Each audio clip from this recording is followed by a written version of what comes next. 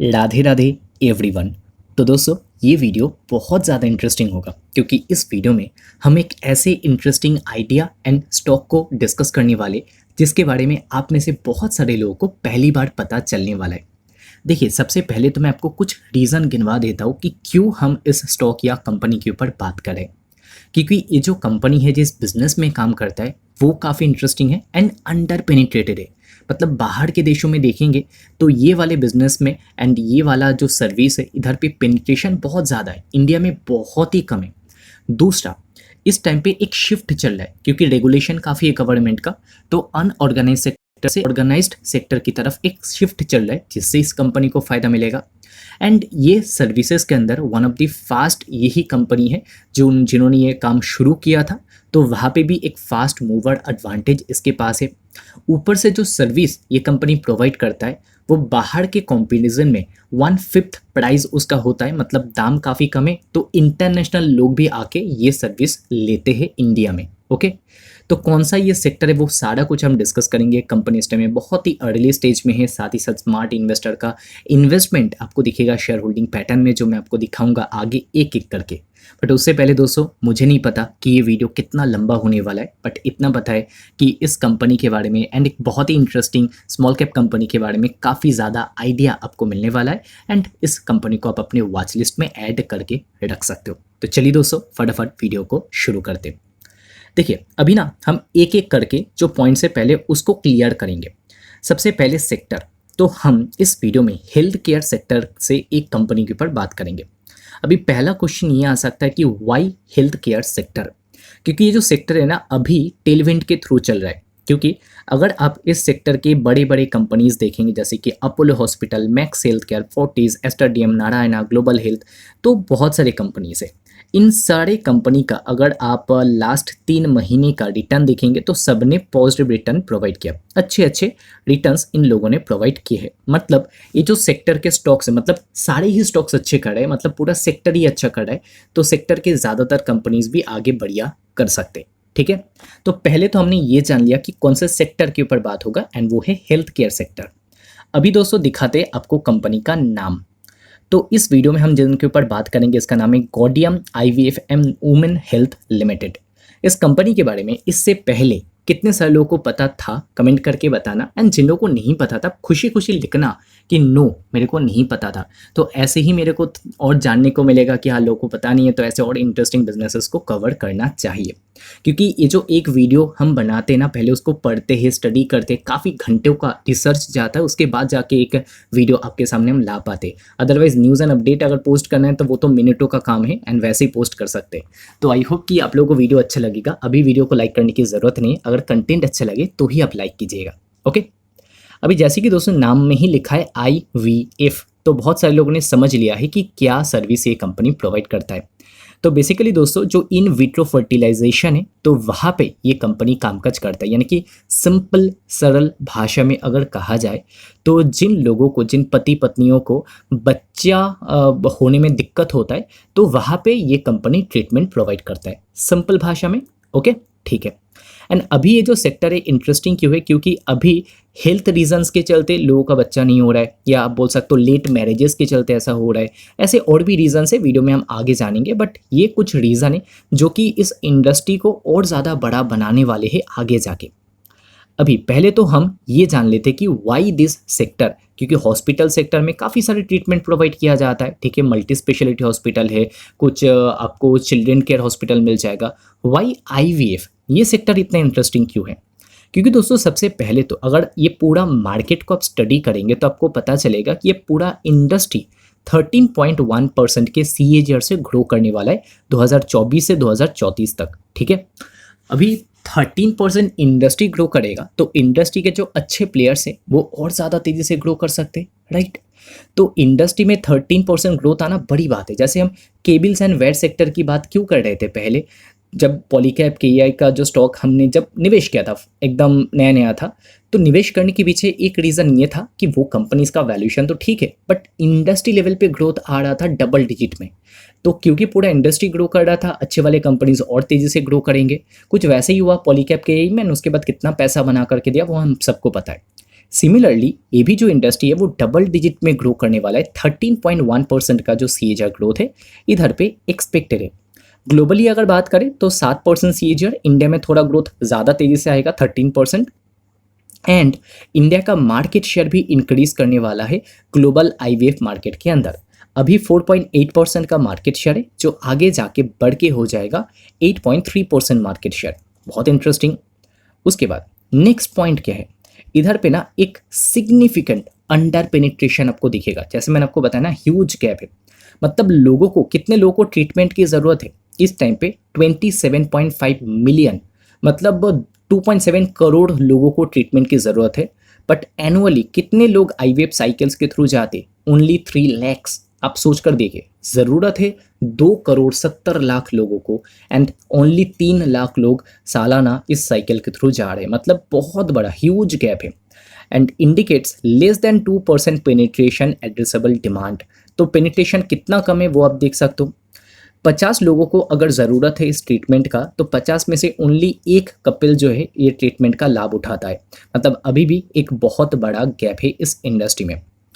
अभी ये जो कंपनी है इधर पे एक स्ट्रक्चरल सप्लाई गैप तो है, एंड टॉप 8 मेट्रो सिटीज़ में ही ज़्यादातर जो यहाँ पे IVF मार्केट है वो कंसनट्रेटेड है। ये कंपनी उसके बाहर भी बिजनेस करता है अपना। एंड अभी थोड़ा सर्विस के बारे में जान लेते हैं, ठीक है। ये तो हमने पहले जान लिया कि why this industry is interesting. तो इंटरेस्टिंग क्यों है वो हमने जान लिया कि एक तो ग्रोथ आएगा सेक्टर लेवल पे बढ़िया, दूसरा अंडर पेनिट्रेशन बहुत ही ज़्यादा है। एंड कुछ और ग्रोथ ड्राइवर आपको अगर देखना है तो पहला, डिक्लाइनिंग फर्टिलिटी रेट।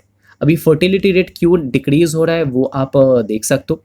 एंड इधर पे ना अभी रिप्लेसमेंट लेवल के भी नीचे चला गया फर्टिलिटी रेट। इसका क्या मतलब? बेसिक भाषा में अगर मैं आपको बताऊँ तो रिप्लेसमेंट रेट का मतलब है कि कितने लोग मर रहे, कितने लोग जन्म ले रहे, ठीक है। बहुत सिंपल। तो अभी ये जो रेट है, मतलब मरने वाले ज़्यादा हो गया है, जन्म लेने वाले कम हो गए, तो रिप्लेसमेंट रेट के भी लेवल के भी बिलो चला गया है। तो अभी फर्टिलिटी रेट कम हो गया है, इसको अगर बढ़ाना है, एंड क्योंकि इतने सारे लोगों को प्रॉब्लम है, कपल्स को प्रॉब्लम है, तो जो IVF है वहाँ पे मदद करेगा। उसके बाद डिलेड पेरेंटहुड, मतलब लोग अभी लेट मैरिज कर रहे हैं, तो उससे भी थोड़ा सा जो है यहाँ पे IVF का जो डिमांड है वो बढ़ जाता है आगे। लाइफस्टाइल एंड हेल्थ फैक्टर्स तो बहुत ज़्यादा अभी प्रॉब्लम, ओबेसिटी वगैरह, PCOS वगैरह देखने को मिल रहा है, तो वो भी एक रीज़न बन जाता है।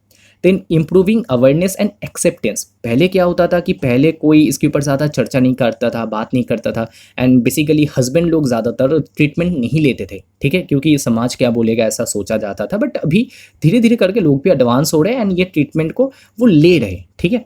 उसके बाद टेक्नोलॉजी ड्रिवन सोल्यूशन।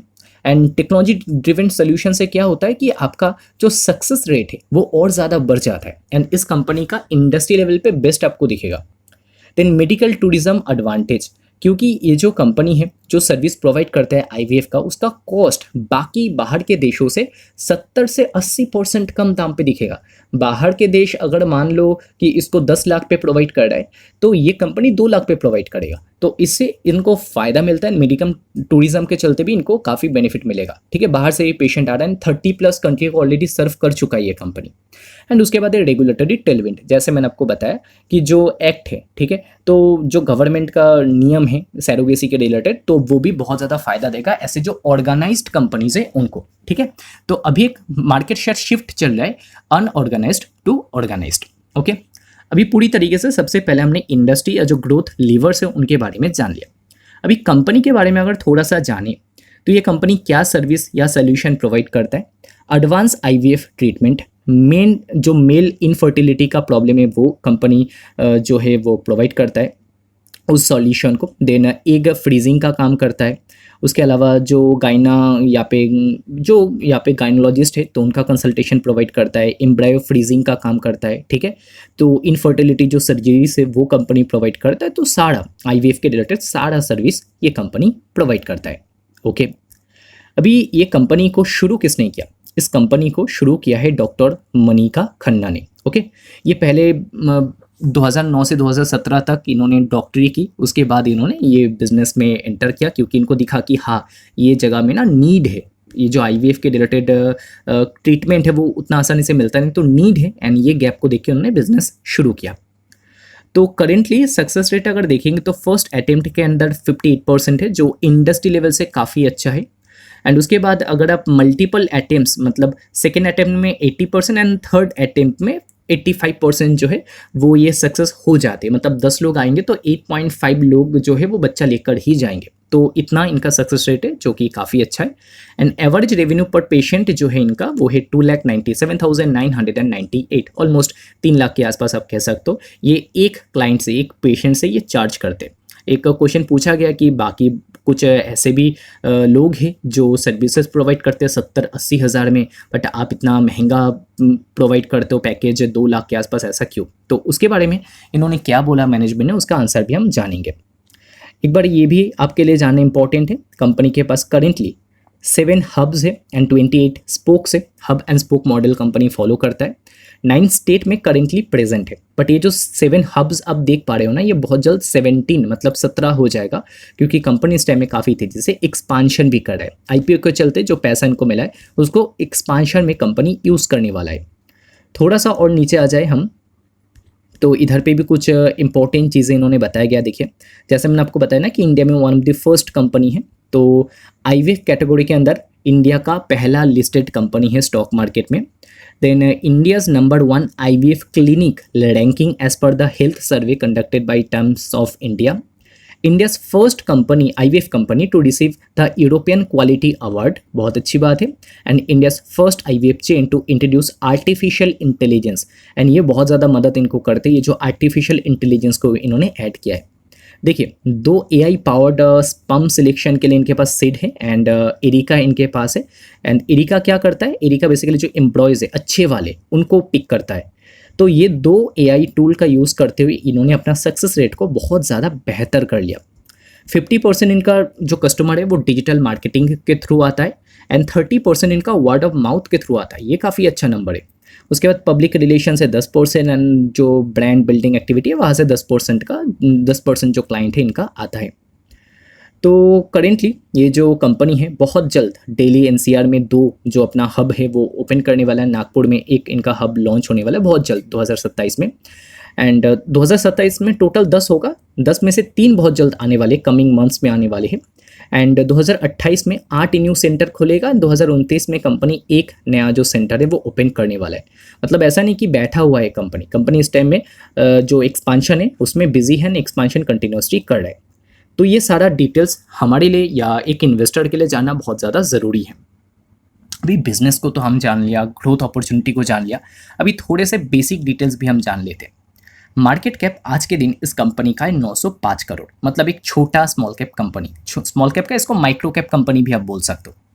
36 का है पीई रेशो। आप बोलेंगे ये थोड़ा ज़्यादा लग रहा है, बट इंडस्ट्री लेवल पे आप देखिए कितना वैल्यूशन बाकी कंपनीज को मिलता है, तो बाकियों को भी तो 50 के ऊपर का वैल्यूशन मिल ही जाता है इस सेक्टर से। तो ये जो कंपनी, इसका अगर आप लास्ट क्वार्टर का ग्रोथ रेट देखेंगे तो मैं आपको दिखा देता हूँ थोड़ा सा। तो सेल्स ग्रोथ जो था कंपनी का वो 12.7% एंड 29.4% ग्रोथ प्रॉफिट में, तो अच्छा नंबर ही पोस्ट किया था, खराब तो था नहीं इस कंपनी का। लॉन्ग टर्म परफॉर्मेंस अगर देखें तो यस, लॉन्ग टर्म में भी जो बिजनेस है वो ग्रोइंग देखने को मिल रहा है, अच्छी बात है। एंड प्रॉफिट 9 करोड़ से बढ़ के 24 करोड़ पे आ चुका है। आ जाए अगर शेयर होल्डिंग पैटर्न के ऊपर, तो न्यूली लिस्टेड कंपनी तो आपको सिर्फ मार्च 2026 का ही मिलेगा। एंड यहाँ पर आप देख सकते हो कि प्रोमोटर का स्टेक है 71%, which is good, high promoter holding. FI का स्टेक 6.7%, डीआई के पास है 2.6%, बाकी पब्लिक के पास है 19%। एंड पब्लिक के अंदर भी आपको एक स्मार्ट इन्वेस्टर का नाम मिलेगा जिनका नाम है मिस्टर मुकुल महावीर अग्रवाल, बहुत बड़े इन्वेस्टर है। एंड ऐसा नहीं कि इन्होंने खरीदा तो हमको भी खरीद लेना है, बट इन्होंने जब खरीदा कुछ देख के पढ़ के निवेश किया होगा। स्मार्ट इन्वेस्टर है ना, इतना बड़ा वेल्थ इन्होंने क्रिएट किया, इनको पता है कि अर्ली स्टेज में कंपनीज को कैसे फाइंड किया जाता है, ठीक है। तो इन्होंने इस कंपनी का 3.4% का स्टेक लिया है। इससे क्या होगा, इससे बेसिकली जो शेयर होल्डर होंगे या है उनको थोड़ा सा कन्विक्शन मिलेगा कि सिर्फ मैं नहीं, मेरे साथ में कुछ एक स्मार्ट इन्वेस्टर भी जुड़ा हुआ है, तो अच्छी बात है, अच्छा संकेत है। तो दोस्तों अभी तक तो हमने काफ़ी कुछ जान लिया इस कंपनी एंड कंपनी के बिजनेस के बारे में, बट अभी थोड़ा सा और डीप डाइव करेंगे एकदम सिंपल भाषा में, कुछ और जो डेटा हम एक्सट्रैक्ट करने वाली कंपनी की कौन कौन से, ठीक है। तो कंपनी के जो फाउंडर है इन्होंने अपना जर्नी शुरू किया एज ए डॉक्टर 2009 से 2017 तक इन्होंने किया। उसके बाद 2017-18 में इन्होंने ट्रांसफॉर्म किया, मतलब डॉक्टर से ये एंटरप्रेन्योर बन गए एंड ये बिजनेस शुरू किया। इन्होंने ये चीज़ कहा, I always remain a doctor first, Gaudium was never created as a financial platform entering health care, it was build from a real world clinical practice. मतलब ऐसा नहीं कि मेरे को पैसा कमाना है तो एक हेल्थ केयर सेक्टर में हमने एंटर कर लिया पैसा कमाने के लिए। रियल वर्ल्ड का जो क्लिनिकल प्रॉब्लम है उसका सोल्यूशन प्रोवाइड करने के लिए हमने एंटर किया है इस सेक्टर में। अभी उसके बाद कुछ और भी पॉइंट इन्होंने बताए, एक एक करके हम उसको एड्रेस करते हैं। Now let me just give you an overview of the industry. For the first time in the history of our country, the fertility rate has fallen below the replacement level. जो मैंने आपको अभी अभी बताया कि मरने वाले ज़्यादा है, जन्म लेने वाले कम हो गया है, तो रिप्लेसमेंट लेवल के नीचे चला गया है फर्टिलिटी रेट इस टाइम पे, which means that many children are not being born as are needed to replace the population. It is very important that we pay attention to this. That means infertility also rising, 15 to 20% of 1.5 billion people of us are infertile. You can just imagine the number right now. Out of that only 2% are coming forward. मतलब बहुत ही कम लोग अभी भी आज भी सामने आके इस चीज़ का ट्रीटमेंट करवाते हैं, ठीक है। बट धीरे धीरे लोग एडवांस हो रहे हैं तो इसमें कोई प्रॉब्लम ज़्यादा दिखेगा नहीं। आई होप आगे जाके धीरे धीरे करके ये सेक्टर भी उभर के आएगा। देन इधर पे जो चीज़ हमने ऑलरेडी देख लिया पूरा इंडस्ट्री की कितना साइज़ है, कितना ग्रोथ आने वाला इंडस्ट्री लेवल पे, वही चीज़ इन्होंने रिपीट किया। इतने सारे लोगों को ज़रूरत है बट सालाना 3 लाख की IVF साइकिल कंप्लीट हो पाता है तो काफ़ी कम है एंड गैप काफ़ी बड़ा है। तो ये जो गैप है, ये जो आप बोल सकते हो पेनिट्रेशन, अंडर पेनिट्रेशन, ये मदद करेगा आगे जाके। उसके बाद the ART and surrogacy act 2021 brought regulatory and clarity to this industry, which was very important. It is highly beneficial to organized players like Gaudium because when the industry become regulated, only good ethical player with high clinical standard will survive the impact of the regulation. मतलब इनके लिए beneficial ही होगा government का जो rule है, इससे unorganised companies को, छोटे बिजनेसेस को प्रॉब्लम होगा बट बड़े बिजनेसेस लाइक गॉडियम इनको बेनिफिट ही होगा क्योंकि ये स्टैंडर्ड फॉलो करते हैं एंड गुड एथिकल प्रैक्टिसेस ये करते हैं। उसके बाद करेंटली देखा जाए तो ऑर्गेनाइज सेक्टर के पास है 30% मार्केट शेयर ये IVF इंडस्ट्री का, बाकी 70% है अनऑर्गेनाइज्ड के पास। धीरे धीरे शिफ्ट चलेगा तो फ़ायदा तो होगा। एंड 1/5 प्राइस लगता है अगर आप मेडिकल टूरिज्म की बात करेंगे बाहर के देशों में या यूनाइटेड स्टेट में, अगर 100 रुपये लगता है तो इधर पे 20 रुपये लगेगा। तो ट्रीटमेंट का कॉस्ट भी काफ़ी कम है एंड 30+ से भी ज़्यादा कंट्रीज़ को ये ऑलरेडी सर्व कर चुके।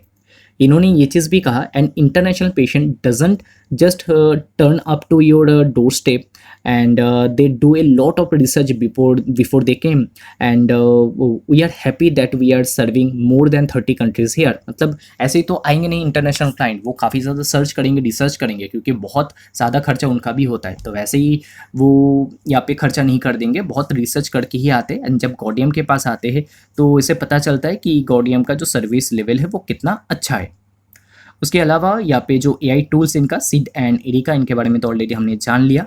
तो ये जो AI टूल्स है ये भी काफ़ी ज़्यादा मदद इनको करते हैं। कैसे वाला मदद मैं आपको बताता हूँ, जैसे कि Erica is the embryo ranking intelligent classification assistant. This is again a beautiful assistant because it studies 2.5 million parameters on the health of and the embryo. It selects the best and the most likely to be healthy embryo, not just genetically but metabolically. But अब सोच कर देख सकते हो कि AI इनको कैसे मदद कर रहा है कि कितना ज़्यादा पैरामीटर के थ्रू जाना पड़ता है, 2.5 मिलियन पैरामीटर्स के थ्रू जाना पड़ता है, देन जाके ये एम्ब्रायो सिलेक्ट करते हैं। तो ऐसे करके AI का बहुत अच्छी तरीके से यूज़ भी ये कर रहे हैं इस टाइम पे।